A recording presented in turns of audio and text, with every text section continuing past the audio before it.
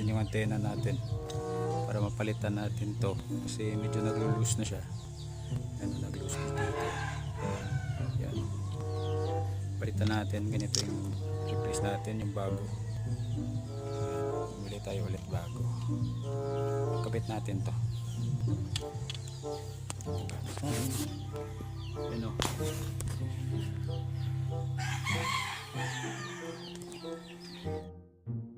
Right, so yan na guys, na-attach na natin. Yan siya, oh. Yan. Medyo buron yung ano natin kasi umulan. Yan, oh. Yan. Ito po ay 5.8 na antena from Tito Ayan. IPI, shout out antena mo. Antena mo Tito Ayan. Lakas nito Tito Ayan. Portable yung gamit guys.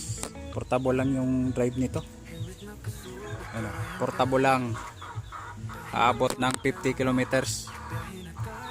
Yan, portable lang guys ha. 50 kilometers. Alright, siguro mga 2 meters ang haba nito. Yung 5.8 wavelength antena natin from IPI.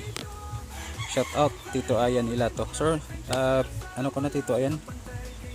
Nalitan ko na dito yung SO239 dito. Yan o. Nalitan ko kasi medyo nalulus na siya. Yan.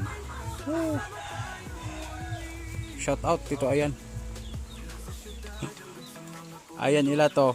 Antena mo dito. 50 kilometers. 50 kilometers from my area to Bacolod City. Lakas no? Ayan.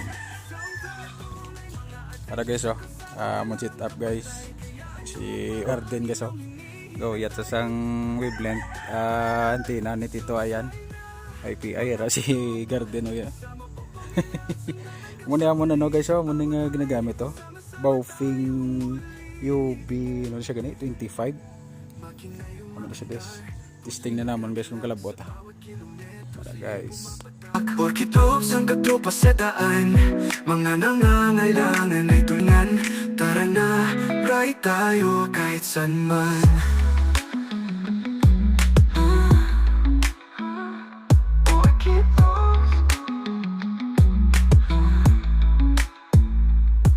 Like, share, comment, huwag kalimutan. Tayo iisa at aangat kailanman. Tuloy lang ang kasiyahan. Ride safe mga katropa, always ingat sa daan. Orchid Looks, kasama nyo sa bawat takbuhan. Orchid Looks, isang vlog na tunay. Mga adventures sa kalsada, walang kapantay. Kaya ano pa ang inyong hinihinatay?